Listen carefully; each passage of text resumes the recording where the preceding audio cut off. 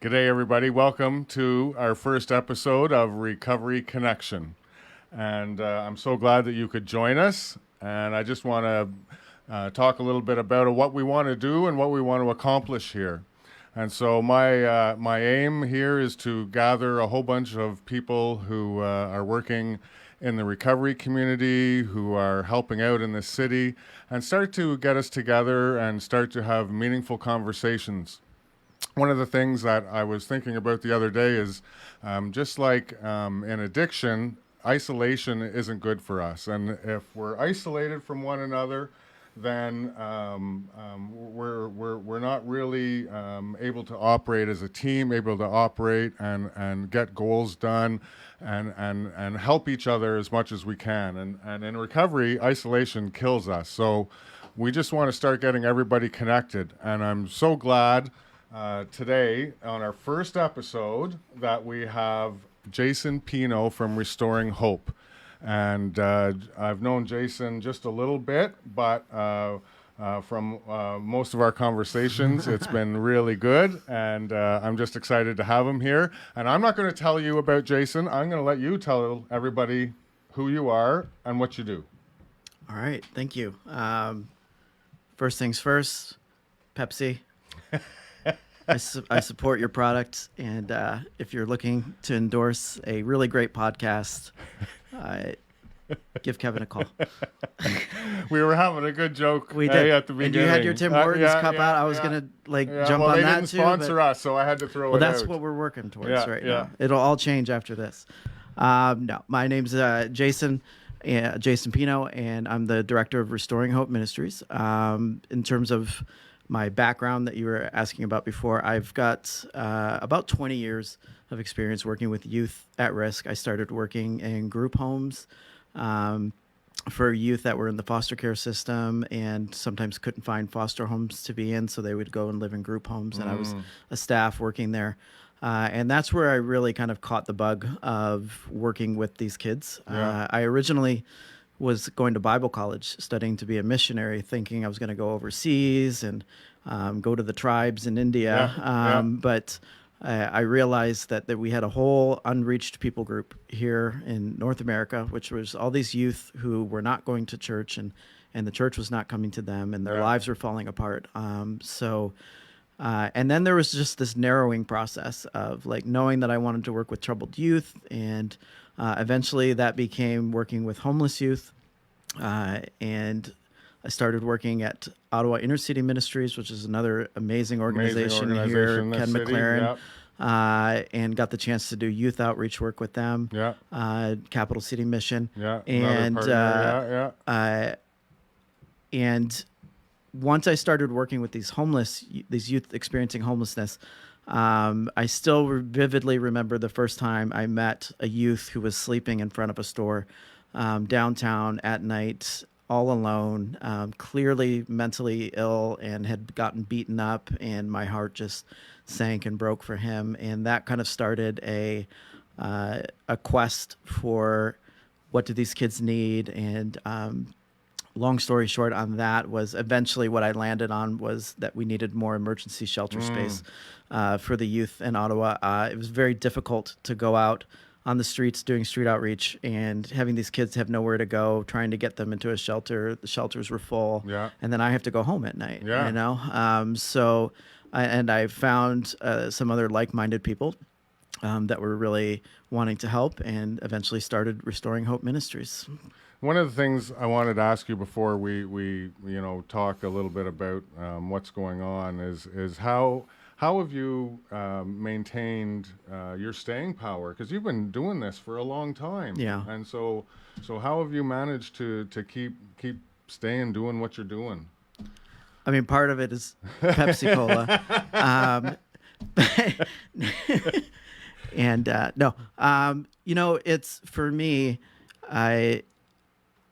I feel a lot of the pain that our kids that we work with are experiencing, and at the same time, though, I get a lot of enjoyment and hope out of being a part of the solution, right? So, as much as the work is really difficult, it's we know what happens when nobody does anything, right? That's there's right. no hope. Yeah. Things get far worse. Yeah. So by being a part of the solution or feeling like I'm doing something, that I'm able to be there for them in a moment of crisis when they need it, and bringing together a group of people that make sure that they have a safe place to sleep. So I think that's what keeps me going, is like, no matter how bad things are, I want to work on the solution. So feeling like I'm a part of it, just keeps building that passion, building that fire in me, because I don't want to ever just give up on these kids. And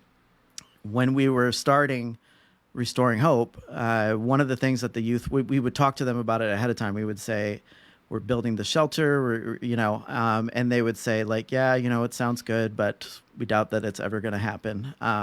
Because they're so used to having promises and things not followed through. And often the reason things aren't followed through is because it's really difficult.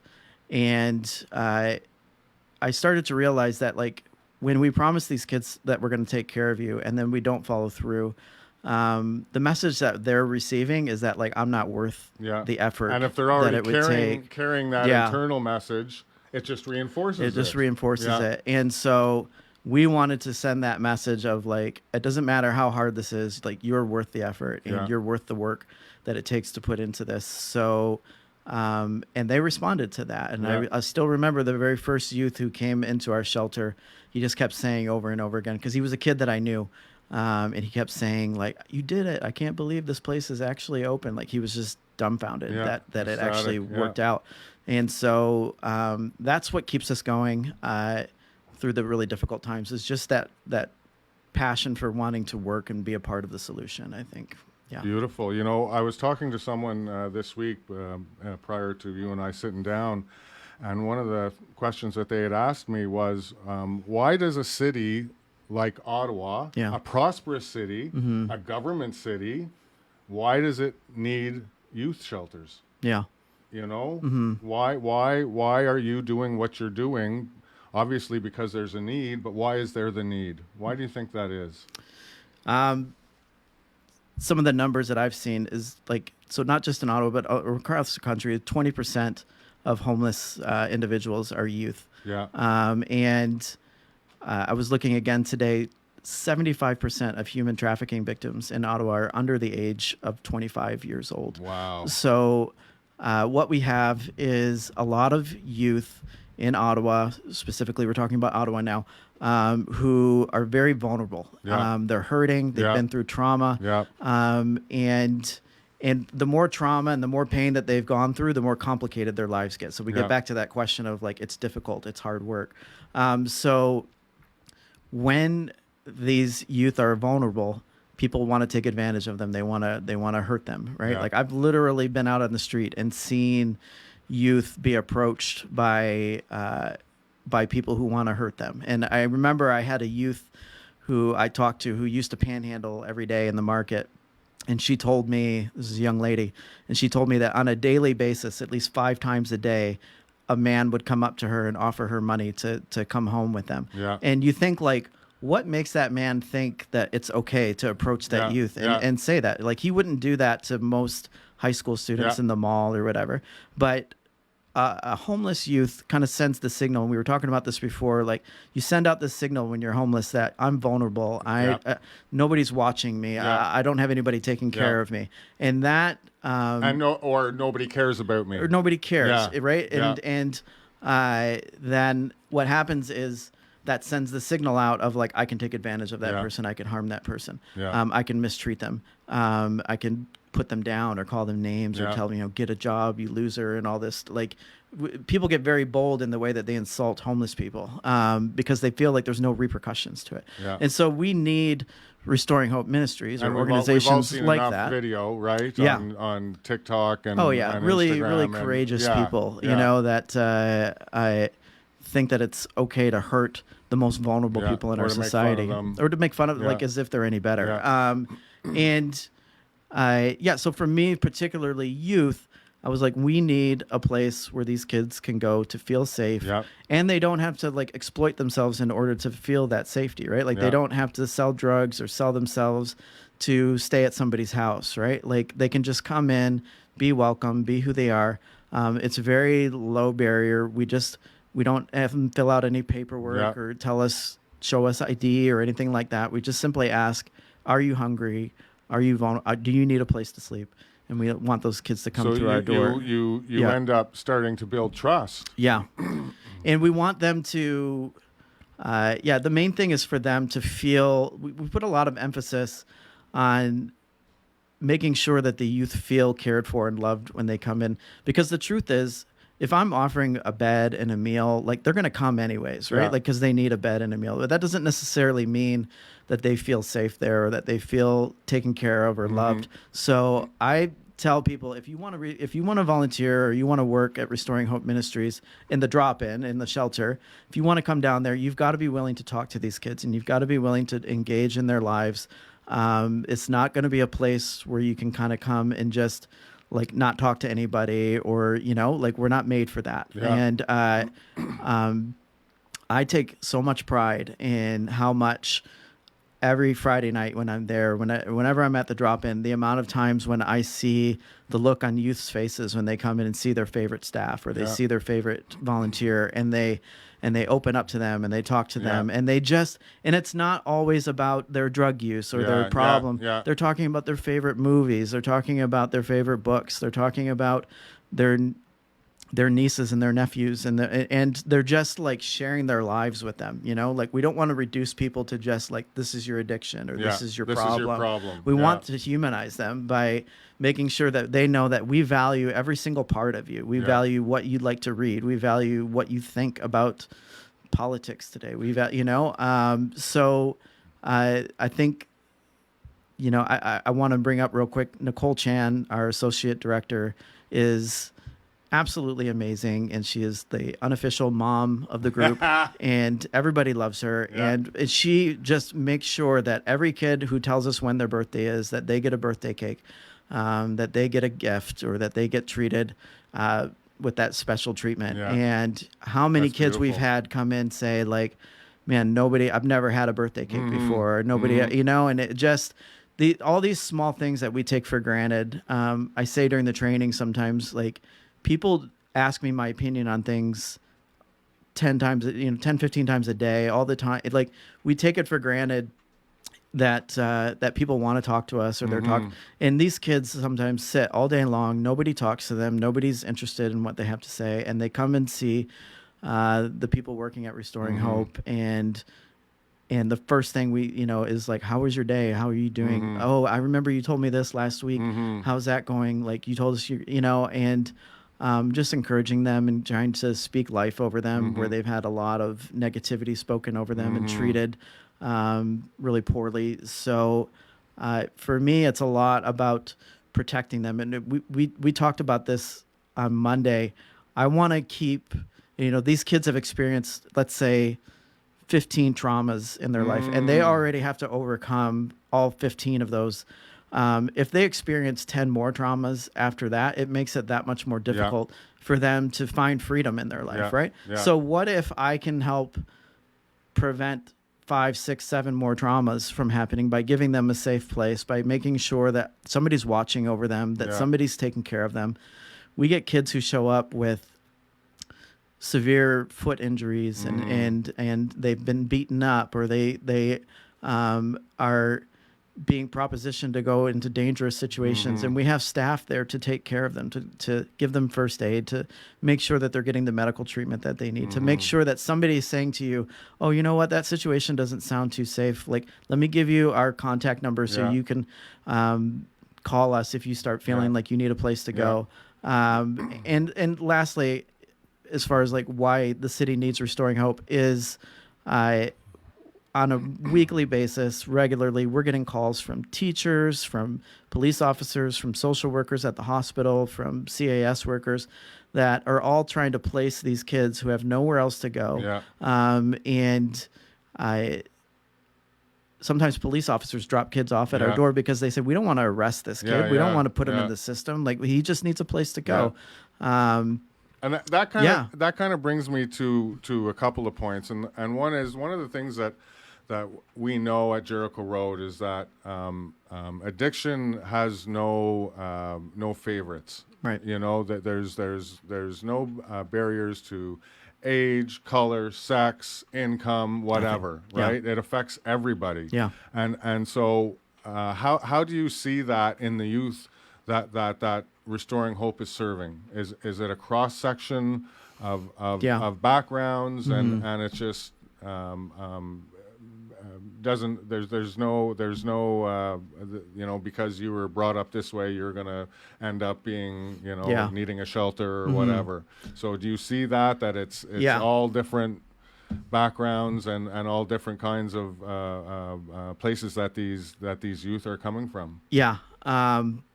There's like you said, different backgrounds, right? Like, so the majority of kids are coming usually from broken situations, but also from all, like you said, all walks of life. Like, so in terms of Indigenous, LGBTQ, the entire gambit, male, female, all kinds of different, you know, we have like newcomers to Canada who come and see us sometimes. So it definitely touches the entire cross section of society. Nobody is like immune to it. And so for those kids, we are like sometimes the first contact of like people who care about them and show them something different and try to impart some hope and love into their lives. Right. Then there's also not as many, but we do also get the kids who just ran away from, you know, they were not getting along with mom and dad and they made a rash decision and they ran away. And we get calls from those parents looking for their kids, wanting to know that their kids are safe. And what we can do for them is a lot of times those kids, they don't understand the dangers that they're walking into when they run away and they go downtown, right? Like, so we can try to help prevent them from getting sucked down that black hole. I can't tell you how many times we've had kids show up, they stay with us for one or two nights, and then they're like, can I call my mom? Can I call my dad? You know, like, I want to go home. And that's great. And so we managed to help them get in contact with their families and their families. Sleeping out in the park in the summer like for one night's okay, but when it's minus 40. And when you're getting beaten up for not knowing that you're in the wrong area of town or you're panhandling in the wrong place, or you start looking around and you see kids whose whole lives are being ruined by their addiction and by the pain that they've been through. And it's a wake-up call. So, but at the same time, like, I want to protect those kids. I want to make sure that they get out of that before it's too late, right? That's right. Because they're just as vulnerable. So we're able to protect that as well. You're right when you say it affects everybody. The too late is what really interests me too, because you know, Gabor Mate says trauma is not what happens to you. Trauma is what happens inside of you as a result of what happened to you. And we know here at Jericho that adverse childhood experiences are really detrimental to the formation of how you blossom into adulthood. And so do you see a lot of youth that have already experienced many traumas in their life and the repercussions of that? And so what does that look like? Real quick before I answer that, I want to say anybody who wants to get into this kind of work or know it, they need to read Realm of Hungry Ghosts by Gabor Mate. That's like the standard that everybody should read. But, you know, for those kids that you're talking about who come in, I mean, their whole life has been defined by a lot of rejection and brokenness. And so kind of along the lines of what you were saying, we sometimes say that youth are reacting normally to abnormal situations, right? Like, so we look at them and we say like, oh, you're being lazy, or oh, I can't believe you're doing that, you know, or your decision-making processes. And we're like, no, they're reacting pretty normally to what they've experienced and what they've been through. They don't know how else to deal with it. Like, and so I had a youth not too long ago who, and we're talking like 16, 17 years old, and he's already like full-blown alcoholic, very rarely sober. And he comes in, he was an Indigenous youth, and he's just kept talking about how he missed going hunting with his family and what that was like the beginning of his childhood, and he missed his uncle and he missed, you know, that connection and how he came to Ottawa to live with another family member, and that didn't work out, and he's been like on his own since then, and he just like broke down in tears. And what broke my heart was he kept saying,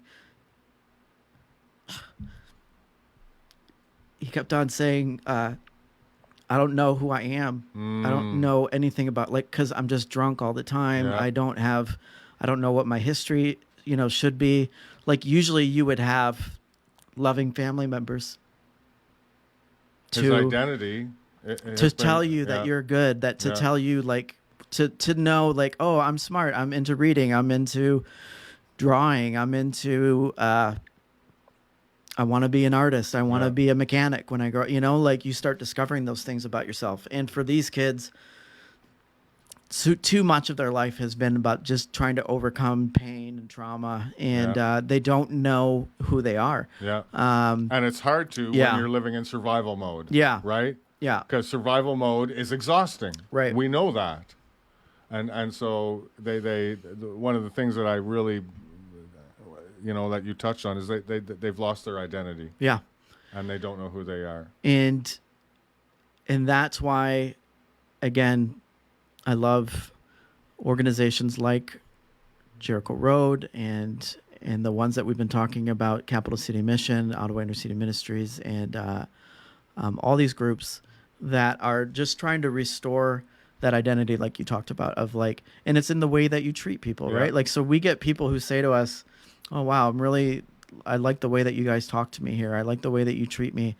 And I always say to them, like, this is how God wants you to be treated. Like, this is how you should be. You should feel valued. You should feel important. And you're trying to like rebuild that whole framework from which they make their decisions. So when you know, people get so critical of the opioid addict, and you know, we've been in an opioid crisis, and you were talking about 17 people a day before we got on air here, are dying of overdoses, and we look at that, like some people look at that and say like, oh, those stupid people, I can't believe they're so, they brought like, it on themselves. They brought it on themselves. And you know, when I look at it, I think like what you must be feeling about yourself. You're willing to like put your life at risk, put a needle in your arm every time. Every single time you know that this might be the one that kills, because you don't know for sure what you're taking. And to me, I look at that and I think like, man, what kind of a pain that he's willing to put his life at risk just for like 10 minutes of like reprieve from the trauma that he's feeling and the pain and he just wants to not feel like a jerk or not feel like low. That goes back to that survival mode. Right. You know, it's exhausting. You're constantly living in fear. And from the addiction point, we all know that you know, if I have a solution to not feeling that fear, not feeling that hopelessness, I'm going to use it. Because you can't live like that. And we all would. Like, let's just be honest about that. Like, if we didn't know any better and we had no other options available to us, we all would. And because nobody wants to feel that Nobody way. wants to feel that. And if I could just share another story real quick. It's one of the things that inspired me. It's your to show. Start. You can do whatever you want. One of the things that inspired me to start Restoring Hope was I met a young woman who was getting ready to go home with a guy. Like, they were making a transaction, and I knew her, and I could tell what was going on. And so I pulled her aside, and she was homeless, and I pulled her aside and I pleaded with her, and I said, please don't do this. Like, it's dangerous. I don't want to see you get hurt. And she said, what other choice do I have? Right? Like, so, and it was this eye opener to me that she didn't want to do this, but she didn't have, like, she was barred from all the shelters. She was a difficult kid. She was barred from everywhere.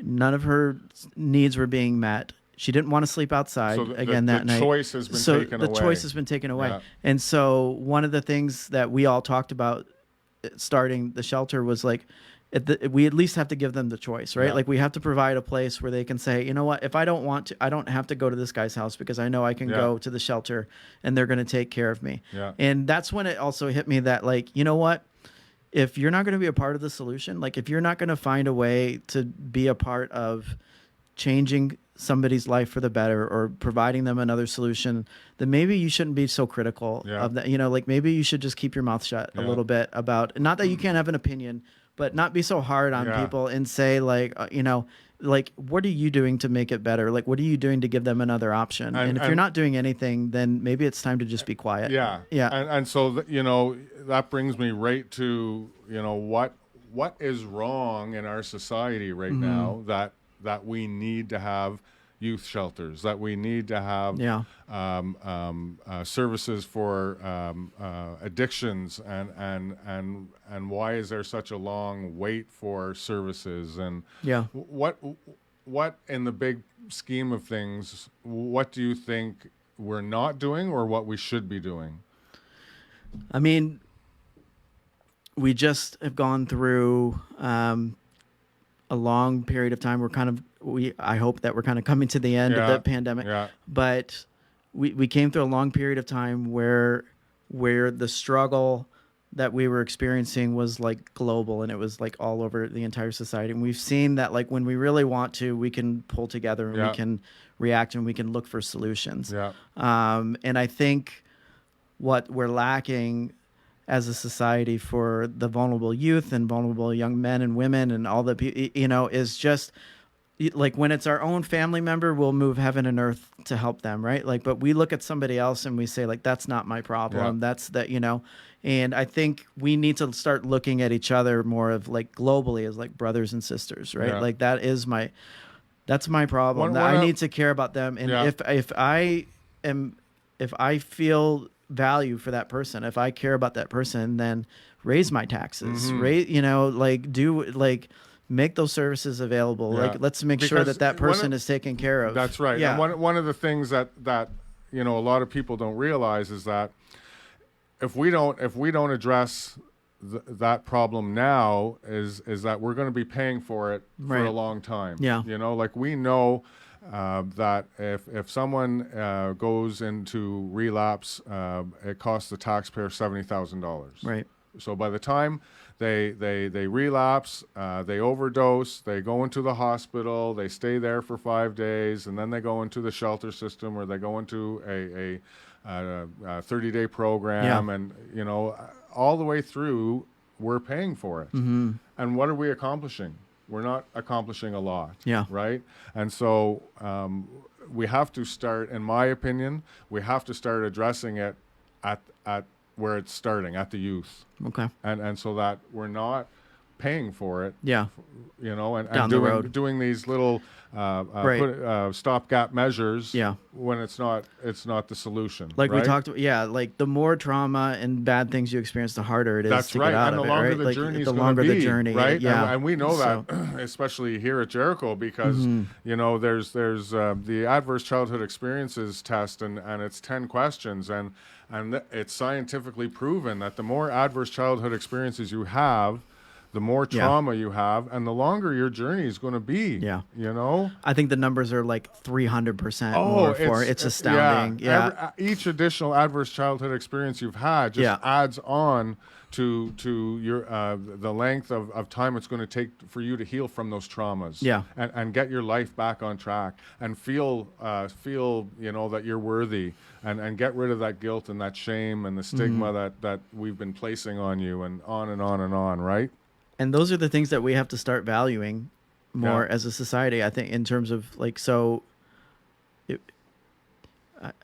I say this often to other people, but I'm like, you know, what point is it to have the most businesses in your, you know, the most economically rich city in the world, if all of your youth can't access mental health care when they need it, or, you know, when you have a housing crisis and an opioid crisis and all these, like, well, it shows how all of us together, we don't value people as much as we value stuff and money coming, you know. So I think Like, and that's there's part not of my one message. solution Yeah. either, right? Yeah. And hence why we're sitting here today, Right. because we got to start working together Yeah. for this common goal. That's right. I had a conversation with a donor about a month ago, and they were asking me, so if someone goes on welfare, can they not get an apartment? And no fault to them, they have no didn't idea, know. right? And so when I told them that welfare is $595 a month,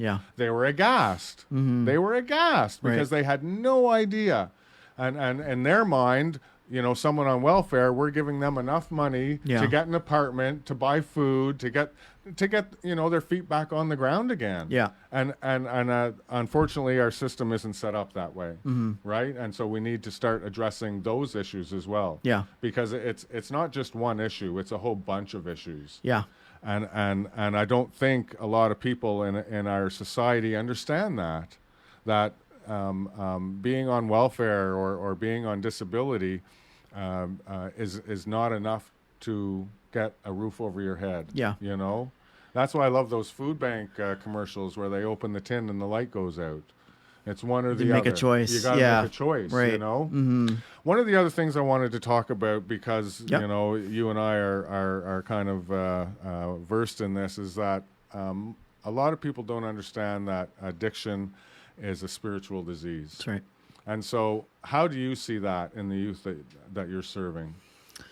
I mean, a big part of my belief in God is trying to,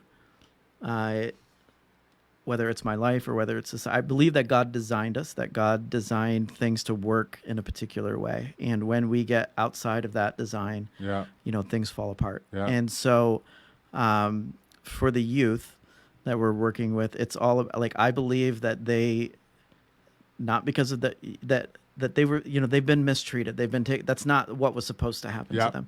And so when that happens, there's like this brokenness.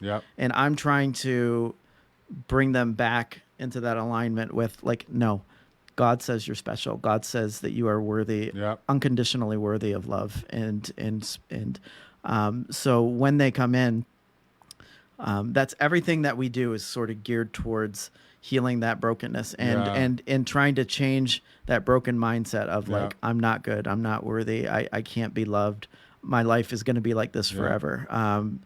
We say, like, hope inspires change, right? Like, so if you give up hope, you stop trying. So we want to, like, just put those seeds of hope in there so that you feel like, I can start trying again. But one of the things we always say here at Jericho is guilt is I made a mistake, and shame is I am a mistake. Right. Yeah. And so trying to take that shame away and help people understand that they aren't a mistake. That's right. That they're worthy. That they're valuable. And especially the youth, because they're going to be the future of our country, of our society. Yeah. And if they're falling through the cracks now, what does that say for our future? It's not very good. It's not very good. We've seen it, right? Yeah. One of the things that we were talking about when you and I had a pre-show conversation, I wrote it down because it was so good. You said there's no Walmart of social service needs. Yeah, I think, like, you think of Walmart, it's like the one-stop shop for everything, right? I got my fruit, my veggies, my underwear, my razors. Yeah. And it doesn't work like that at all. There is no Walmart for social services, right? Like, so there's no just one place you can go and get everything that you need. So because, at Restoring Hope and Jericho Road, I think we recognize that first you've got those physical needs, right? Like, they need to have a roof over their head. They need to eat. They need to feel like they know where their next meal is coming from. But you also have that spiritual and emotional need. And so we all need these different organizations. We need the Ottawa Food Bank to help supply the food. We need the emergency shelters to help be that stopgap to get people off the street if they can. Then we need housing help after that, so that people can go into housing and then be supported. Exactly. To start dealing with the addiction. So that they're making that transition, that getting the stabilization. So we need to be supporting all kinds of different organizations and different initiatives, and like understanding that about each other, how much we need each other and leaning on each other, not competing with one another for the funds that come out or whatever, but just being like, hey, how can I help you? How can you help me? And like a support network for our community, because they need all of us. There's nobody that's replaceable, really. Like that's right. they need the services that all these different places provide, and I think we got to start and working not together. only for the clients that we serve, but I also believe that we need support and we need connection for the people that are doing the work, that are working at these ministries, that are doing the overnights, that are working at the shelters, that are working at the drop-ins. Because it can be very taxing, Yeah. I mean, you and I were talking a lot just, before this, our stories, right? Of like, and how hard the work is. And I told you that I watched, you did a promo video for the podcast talking about your history, and that was super encouraging to me. And also when I walked into this place, because Restoring Hope, we're looking to buy a building right now, right? Like, and you guys have a history here of how this building became available to you. And I felt super encouraged walking into this place, looking around and just saying to myself, you know what, someday the same thing's going to happen for us, just the way like you guys experienced a miracle. And so like talking to each other and hearing the struggles that you've been through and encouraging each other, we build better services that way. Yeah. I agree. I agree. And I think that was the whole point behind doing these podcasts and starting this off, was to start getting us connected and seeing how we can help one another. And as you say, not so, I hate to use the word competition, but to take those barriers away and because we're the ones that are out there, right? And there's so many, as you said at the beginning, there's so many people doing such wonderful work, and if we can all help each other, I think that's just going to empower us even more, right? It'll be great. Yeah. One of the things that we were talking about was the halo effect. Yeah. And the halo effect says that for every dollar donated to a Christian charity, it's worth about $4.50 to the city that charity provides services for and community resources. How do you look at that? Do you think that's true? That's valid? Do you think there's a lot of ministries in this city that do a lot of work for the city that maybe the city could be supporting a bit more? I mean, I can only speak. I'm most closely related, obviously, to the work that we're doing, like just as an example.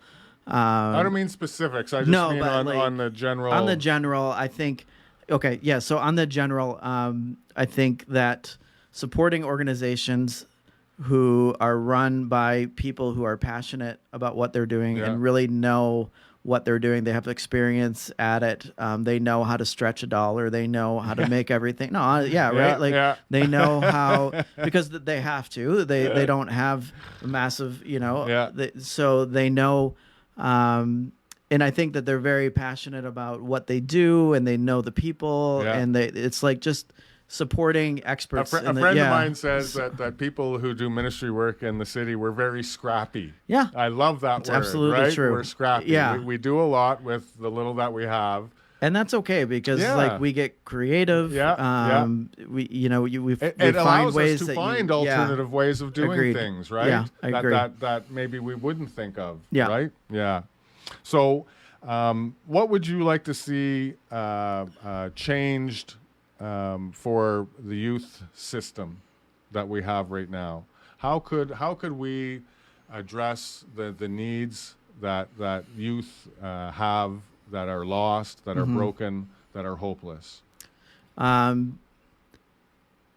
For me personally, like, because there's a million different needs, right? Yeah. Like, so I'll boil it down to one that's really important. Yeah, give me the elevator pitch. Is I'm a big. A lot of what I believe in the work that we do is the involvement of the spiritual side of things, right? Like the church. And when I see that 2 of the top 3 killers of youth in North America are suicide and overdoses, like those are just a lot of brokenhearted kids. And when I see what the pain that our kids are going through, I really believe that that the church needs to get more involved in saying, like, we need to be a part of the solution for these youth. Yeah. Now, whether that's homeless youth or whether that's youth in their own church, because we get youth who come to our homeless shelter, believe it or not, that grew up in youth groups and went to church. I right? believe like, it. So, I believe and nobody was touching what was going on in their lives You're at that preaching point. to the choir, and, right? Yeah, and or I say to people, like, all of my kids who come to the shelter dropped out of high school at some point, and that means that they were in school at some point, right? Yeah. Like, so I really the one point I want to kind of hammer home is if we say that we are the answer as the body of Christ, if we say that Jesus has then we've got to get involved in the most difficult questions that society has right now, and of for like, the long haul. how are we gonna and for the long haul, because again, in the church we're often very events oriented, right? Like the big Christmas play and the big Easter play, and but a favorite minister that I listened to a lot, he would ask the question, if your church shut down, like, would the community even notice, right? Like, would it and like, as the body of, and that's a particular church, but like, as the body of Christ, people should notice that we're involved in that, that we're getting involved in that side of restoring people's hope and showing them the love of Christ and trying to deal with the pain of that they're experiencing, of like that loss of identity that you talked about. And we talked about trying to find your identity in Christ, that you are created, that you're special, that you're loved, and hope. Yeah. Right. Hope for the future. So, yeah. Because I always remember, years ago when I was in the throes of my alcoholism, and I always remember saying to myself, if this is what life is, right, I don't want it. Right.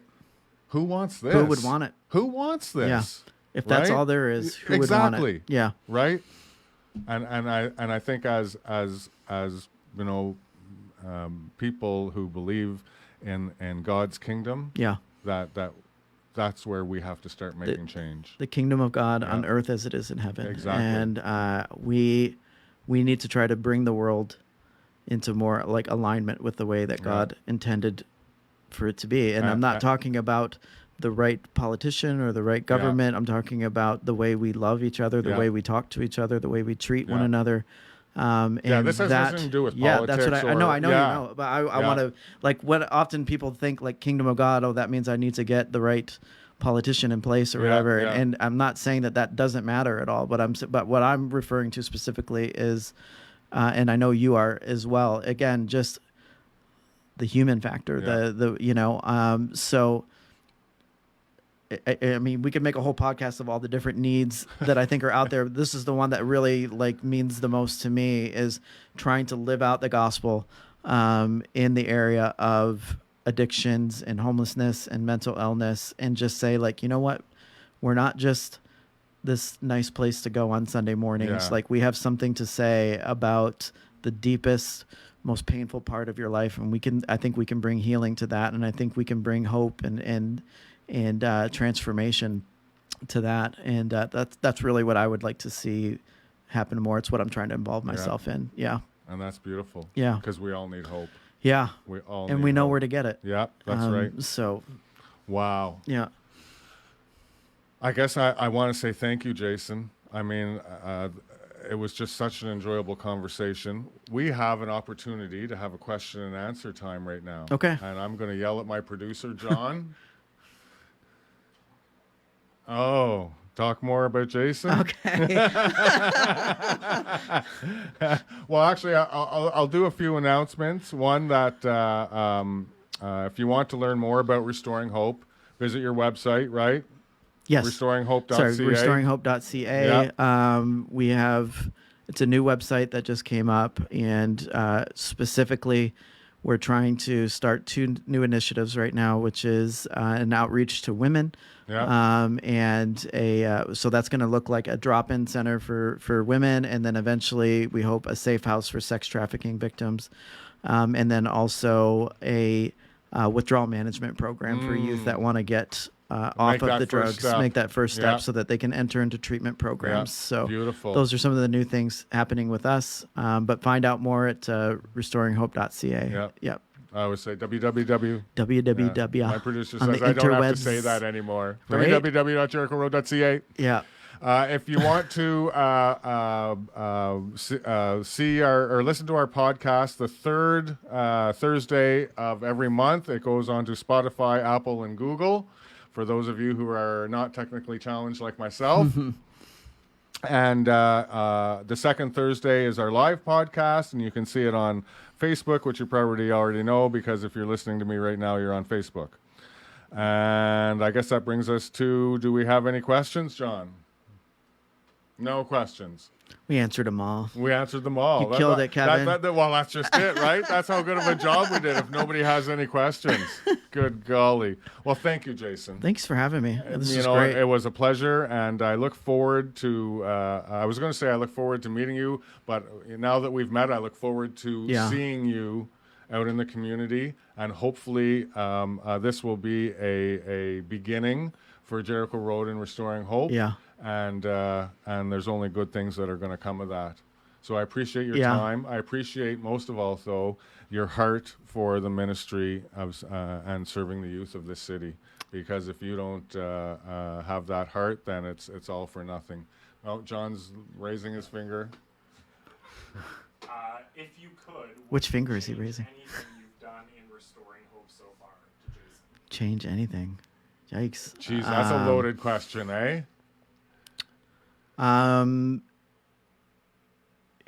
Yeah, this is gonna sound weird.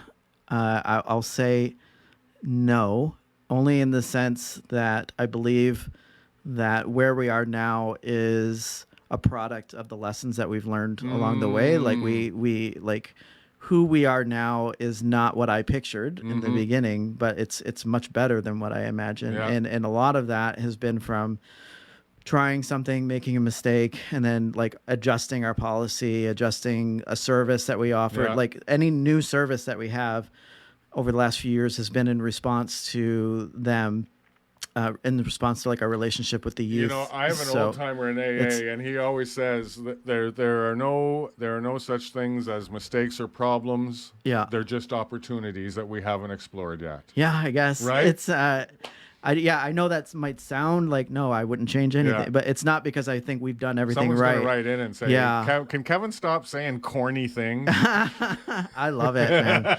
I'm going to put that on a t-shirt and definitely wear that. But yeah, I don't know. It's just, again, we've definitely made mistakes, but the good things that we have now, I think, are a product of the lessons learned from that. And that's how we grow, right? Yeah. You know, I mean, I look back at Jericho Road and how this ministry was started by one man and where we are today. Yeah. Don't tell me we didn't make any mistakes along the way. Absolutely. You know? Yeah. But it got us to where we are today. Yeah. You know, who would have thunk that we're doing a podcast? Good golly. Any more questions, John? Not right now. We're okay? We'll leave it on for another minute or two just to catch up. Okay, so we're gonna see if people can, if people are typing in anything. What was the other announcement you wanted me to make? Oh, next month, our guest. Yes, Kate Sanderson from A Place to Go. You know Kate, right? I love Kate. She's fantastic. Yep.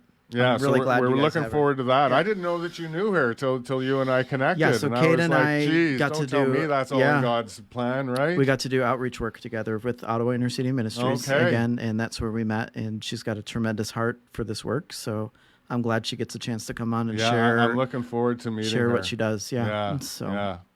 Excellent. See, now I'm excited. Not that I wasn't excited for you. No, but I'm excited. even more When you told me that, I was like, Yeah. I'm definitely tuning in for the next episode. So Are we okay, John? We have another question. Can Jason share some of his stories from his street ministry? Ooh. I mean, a lot of stories, right? But I'll share one, which is Encounters with youth. again, like a lot of it is similar to the work that we do. But there was a youth who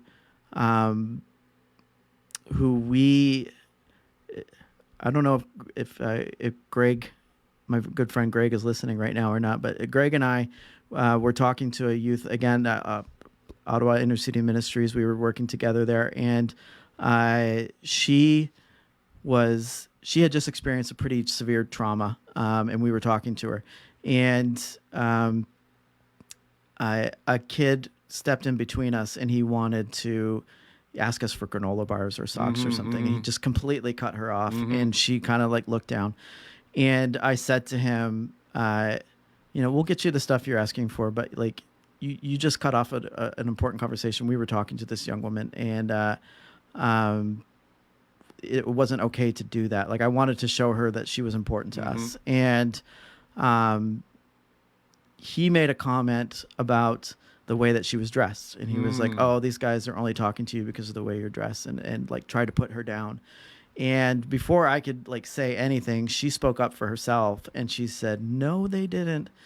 They talk to me every single week, and I know that they love me and they care about me. And like, so to see that that message had sunk in, right? Like, so even at that low point for her, she felt comfortable to start talking to us about it. And she also, when somebody tried to tell her like, no, you're not important, they're only talking to you because of the way you look or the way you dress, and she stands up for herself and says like, no, that's not true. I know the way they've treated me for the past couple of months, and that was like so amazing to know that like that message had kind of sunk in, and she was starting to have some change in her life.